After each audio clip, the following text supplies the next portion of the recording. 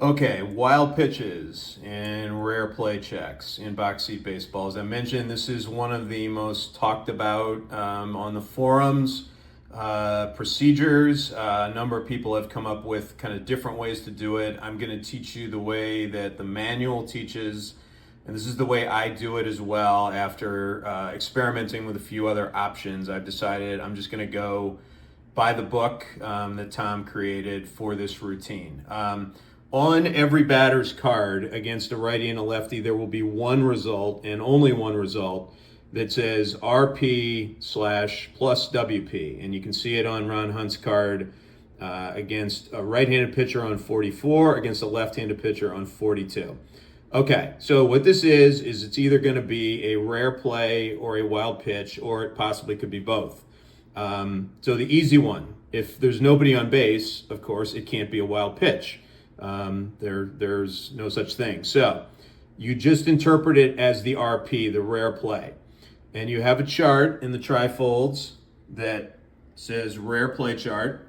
And what you're going to do is you're going to re-roll the white and the black, and you're going to get a number from 11 to 66, and it's going to be one of these different results. Most of what's in here are plays that aren't covered on the play charts or the flip cards. A lot of ground balls to the pitcher. You can see anything from 24 to 61 is a ground out to the pitcher, and there's also a couple that could result in errors. 62 is a line out to the pitcher. 63 and 64 go to the catcher. 65 are foul outs to the outfielders. All the foul outs on the flip cards are to infielders or to the catcher. So this gets the corner outfielders in play. And then you've got one more short fly ball to each of the fields, 21, 22, 23. Then you also have 11 to 16, a wild play. And that's where you would have what I would call a truly rare play in box seat baseball. You get 4 pages of charts that have a lot of different results.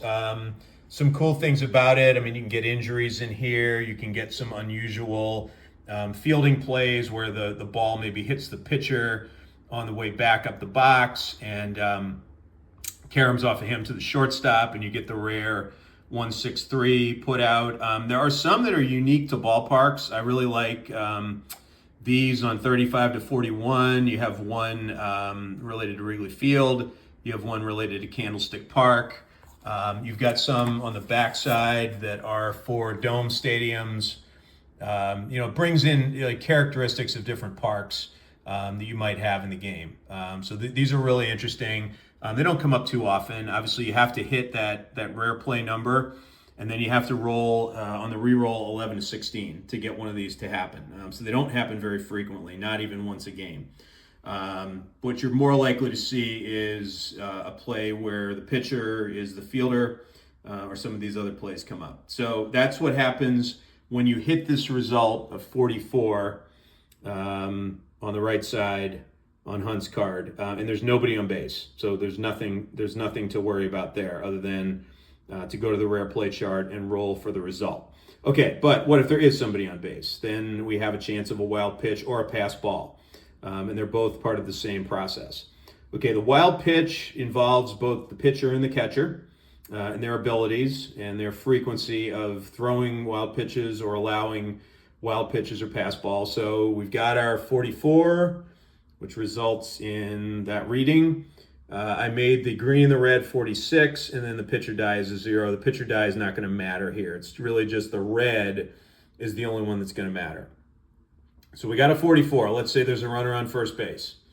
And you roll that rare play wild pitch, and you're going to have to check for a wild pitch because there's a runner on base. So what you're going to do is you're going to check the red die, which is a 6. And you're going to add that 6 to the wild pitch rating of the pitcher. And in this case, it's Bob Gibson. And we talked about how Gibson hits a lot of batters. One thing you'll see here, he does not throw a lot of wild pitches because a bigger number, a positive number, is better for a pitcher as a wild pitch rating. So his wild pitch rating is 4. 4 plus 6 is 10. So remember that number. Then you're going to look at the catcher. And the catcher for the Cardinals is Ted Simmons. And you're going to look at his range as a catcher. So he's got 2 positions, catcher and first base. The number before the slash On the F is his fielding rating as a catcher, which is a 4. Not great. Catchers' fielding ratings are essentially their ability to block pitches, because the place where they come into play is going to be on this check that we're doing right now. So Simmons is a 4.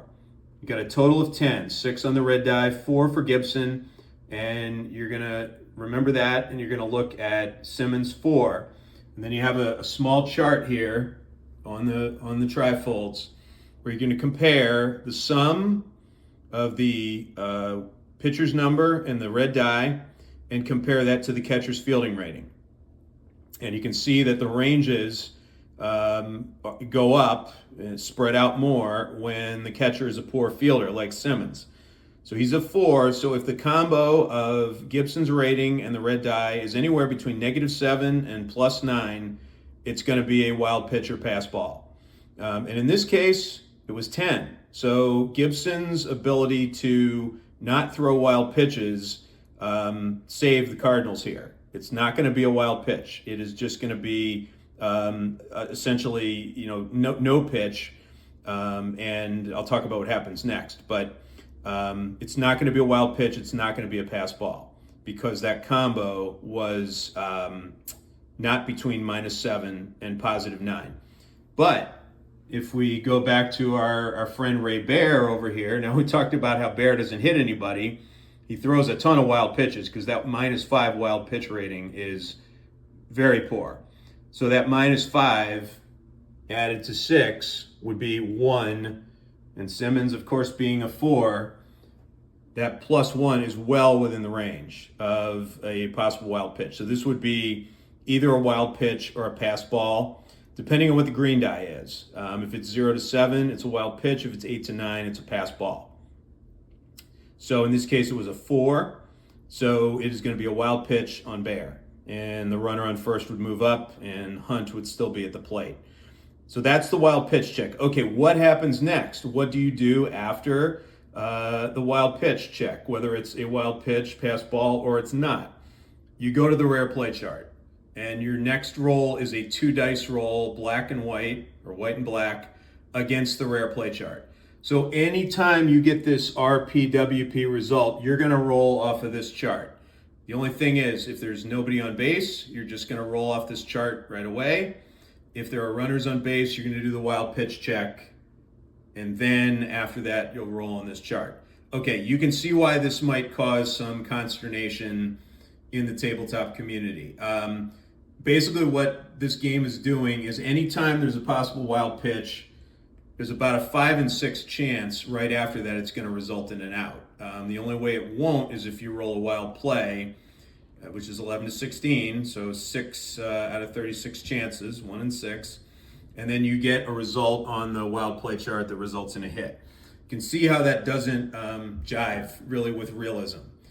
So I played around with different things. One of the popular house rules in the community is to essentially ignore the wild pitch on the batter's card and roll before the game for a 2-digit number and call that a hot number, and let's say that's 12. Every time that a 12 roll is done, then you check for a wild pitch. And then you just do the rare play check when you hit the RPWP result. I've tried that. I've tried a couple other things. I've tried, just ignoring the rare play unless there's nobody on base. And I've had situations where I've rolled multiple wild pitches in a row. That feels real to me. But what I've learned from this is that the game is built the way it's built to be accurate. And the way Tom built it, he's made the run environment very precise by doing it the way that we do it, where you do the wild pitch check, and then regardless of whether it is or not, you go right over here to the rare play chart. And I found that when I tried to do other things, my run environment really jumped, and it became a little bit less accurate. So this is one of those situations where, we talk about in the community that realism and accuracy are not the same thing. Realism is, does it feel like baseball? This does not feel like baseball when you have, a wild pitch check automatically followed by a very delineated series of results. But what it does result in is pretty good accuracy in this game. And I've done a couple of replays with it. I'm in the middle of doing one right now with 1974. And when I decided to play this by the book, my numbers line up really, really well with what the historical run environment was in 1974. So I just kind of grin and bear it and go with it. But other people do different things. I'm teaching you the way I do it, and there's some examples on the forum of things that other people do to try to just mix up the variety and allow for maybe multiple wild pitches in a row, or to allow for multiple results after the wild pitch instead of being forced to this chart every time. Okay, so to summarize, you hit this result, you look at the red, you add it to the pitcher, and then you compare it to the catcher's result against, or the catcher's range against this chart. And then if it is a wild pitch, or if it passes that check, then you look at the green to see if it's a wild pitch or pass ball. And then you go to this chart and resolve the rest of the at-bat right there. Okay, so lots of discussion, I'm sure, but this is the way it's taught in the game, and I wanted to teach it to you by the book. So let me know if you have any questions, and as always, thanks for watching.